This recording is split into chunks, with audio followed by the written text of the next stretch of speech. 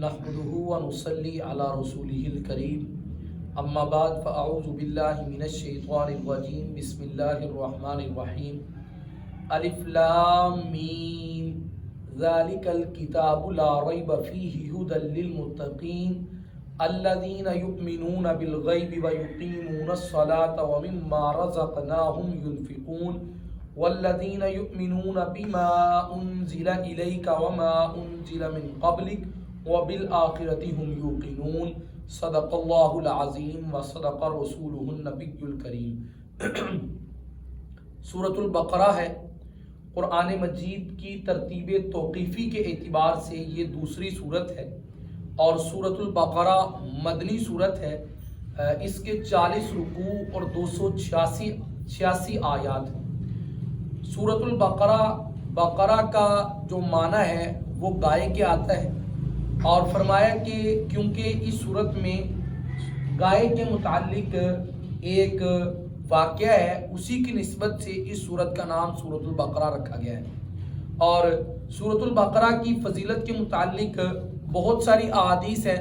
रसूलुल्लाह सल्लल्लाहु अलैहि वसल्लम ने इरशाद फरमाया कि तुम सूरतुल बकरा की तिलावत किया करो, क्योंकि सूरतुल बकरा की तिलावत करना ये बाइस बरकत है और सूरतुल बकरा की तिलावत न करना ये बाइस खसरत और बदनसीबी है।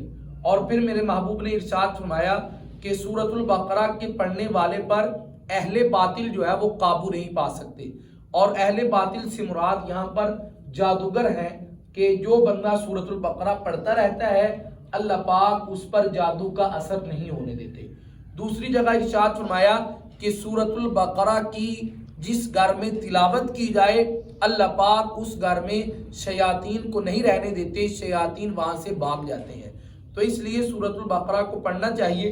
और सूरतुल बकरा कुरान मजीद की 7 तवील तरीन सूरतों में से सबसे तवील सूरत है जिसका नाम सूरतुल बकरा है। बिस्मिल्लाहिर्रहमानिर्रहीम। मैं शुरू करता हूँ अल्लाह के नाम से जो बेहद मेहरबान और निहायत रहम करने वाला है। अलिफ लाम मीम ये हुरूफ मुक़त्तआत में से है। कुरान मजीद की 29 सूरतों के आगाज़ में हुरूफ मुक़त्तआत आए हैं। और हुरूफ मुक़त्तआत का माना क्या है? फरमाया कि हुरूफ मुक़त्तआत का माना एक कौल तो ये है कि अल्लाह रब्बुल इज़्ज़त के पास इसका इल्म है, अल्लाह के अलावा और कोई नहीं जानता कि हुरूफ मुक़त्तआत अलिफ लाम मीम हा मीम स्वाद इन हुरूफ का क्या माना है, क्या मफहूम है। दूसरा कौल ये है कि अल्लाह तबारक व तआला ने हुरूफ मुक़त्तआत के मानी और मफहूम को बतौर राज अपने महबूब पैगम्बर सल्लल्लाहु अलैहि वसल्लम को बतलाए हैं और हुजूर सल्लल्लाहु अलैहि वसल्लम ने उनको आगे नहीं बतलाया। और तीसरा कौल ये है कि ये अल्लाह के नाम है, बल्कि अल्लाह के नाम पूरे नहीं बल्कि उनके मुखफ़्फ़फ़ हैं। जैसे फरमाया कि अलिफ लाम मीम, अलिफ से मुराद अल्लाह, लाम से मुराद लतीफ़ और मीम से मुराद मिल्क, अल्लाह की बादशाहत इससे मुराद है। अब हमारे लिए क्या हुक्म है? हमारे लिए ये हुक्म है कि हम इन हुरूफ को पढ़ें और सवाब समझे कि हम इनको पढ़ेंगे तो हमें पढ़ने का क्या होगा? सवाब होगा।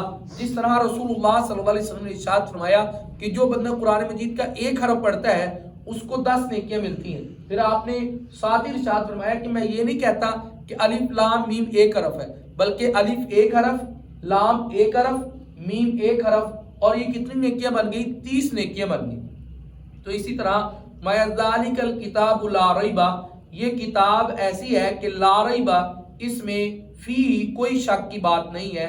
और अब आप यहाँ पर सवाल ये बनता है कि आप कह रहे हैं कि शक की बात नहीं, कुरान कहता है ला रैबा फी, इसमें शक नहीं है।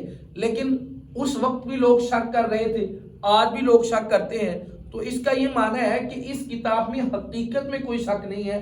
शक करने वाले शक करेंगे, उनकी अकल में खोट है, उनकी अकल की कमी है कि वो इस किताब में शक कर रहे हैं। हकीकत में ला रैब फी, इस किताब में कोई शक नहीं है। ये किताब अल्लाह रब्बुल इज़्ज़त की तरफ से नाज़िल है, इसमें भी कोई शक नहीं है। हज़रत जिब्राईल अलैहिस्सलाम बतौर वही लेकर आए, इसमें भी कोई शक नहीं है।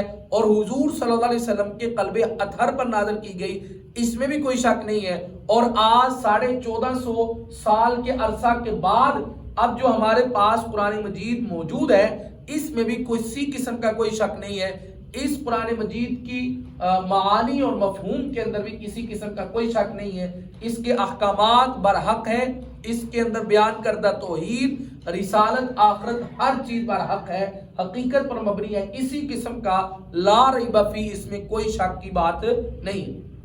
ہدی للمتقین، اور یہ کتاب رہنمائی کرتی ہے متقین کو، اور الذین، وہ لوگ، یؤمنون، جو کیا لائے، ایمان۔ ہم نے پیچھے سورۃ الفاتحہ میں پڑھا تھا اہدنا الصراط المستقیم، اللہ سے دعا کر رہے تھے کہ یا پروردگار ہمیں کیا دے، ہمیں سیدھے راستے کی طرف جو ہے وہ ہدایت دے۔ تو اللہ تبارک و تعالی یہاں پر ارشاد فرما رہے ہیں کہ وہ لوگ جو ایمان لائے، اور مومن بندوں کی 5 صفات کو بیان کیا جا رہا ہے، کتنی صفات کو بھی، 5 صفات کو۔ وہ لوگ جو ایمان لائے بالغیب، کس پر، غیب پر، ہم نے اللہ کو نہیں دیکھا لیکن اللہ کو مانتے ہیں، اللہ پر ایمان ہے ہمارا کہ پوری دنیا کا نظام کون چلا رہا ہے، اللہ چلا رہا ہے۔ ہم نے رسول اللہ صلی اللہ علیہ وسلم کو نہیں دیکھا اور ہم حضور صلی اللہ علیہ وسلم کو جانتے بھی ہیں، پہچانتے بھی ہیں، اور ان کے نام پر اپنی جان کو قربان کرنا اپنے لیے سعادت سمجھتے ہیں۔ اور اسی طرح ہم نے جو ہے وہ جنت جہنم کو نہیں دیکھا، ہم جنت جہنم کو مانتے ہیں، قبر کو نہیں دیکھا، قبر کو مانتے ہیں۔ اسی طرح نہ ہی ہم نے جو ہے وہ موت کو دیکھا ہے لیکن ہم موت کو مانتے ہیں، کل نفس ذائقۃ الموت، ہر ذی روح چیز نے موت کا ذائقہ چکھنا ہے۔ تو فرمایا کہ وَيُقِيمُونَ الصَّلَاةَ، دوسری چیز کہ وہ نماز کو قائم کرتے ہیں۔ نماز کو قائم کرنے کا یہ مطلب نہیں جب دل چاہا پڑھ لی، جب دل چاہا نہیں پڑھی۔ وَيُقِيمُونَ الصَّلَاةَ، نماز کو قائم کرنے کا مطلب یہ ہے کہ وہ لوگ، ایمان والے وہ لوگ ہیں جو نماز کو اس کے وقت پر ادا کرتے ہیں اور جماعت کے ساتھ نماز پڑھتے ہیں۔ وَمِمَّا رَزَقْنَاهُمْ يُنْفِقُونَ، اور اللہ کے عطا کردہ رزق میں سے وہ کیا کرتے ہیں، خرچ کرتے ہیں۔ اگر اللہ پاک ہمیں توفیق دے دیتا ہے کہ ہم اپنا مال مسجد میں، مدرسے میں، غریبوں پر، مساکین پر، یتیموں پر خرچ کرتے ہیں تو یہ ہمارا کوئی کمال نہیں ہے۔ ہمارا مال جو ہمارے پاس مال موجود ہے یہ ہمارا نہیں ہے، یہ اللہ کا عطا کرتا ہے۔ تو اللہ رب العزت نے ارشاد فرمایا میرے عطا کردہ مال میں سے میرے راستے پر خرچ کرتے ہیں، وہ کیا ہے، وہ مومنین ہیں۔ والذین یؤمنون، اور وہ لوگ جو ایمان لاتے ہیں، رکھتے ہیں، بما، اس چیز پر، انزل الیک، جو نازل کی گئی ہے آپ پر۔ آپ پر سے مراد حضور صلی اللہ علیہ وسلم پر، اور حضور صلی اللہ علیہ وسلم پر کیا نازل کی گئی، وہ قرآن پاک ہے۔ فرمایا کہ وما انزل من قبلک، اور وہ جو نازل کیا گیا آپ سے پہلے، حضور صلی اللہ علیہ وسلم سے پہلے کیا نازل کیا گیا، تورات، انجیل، زبور۔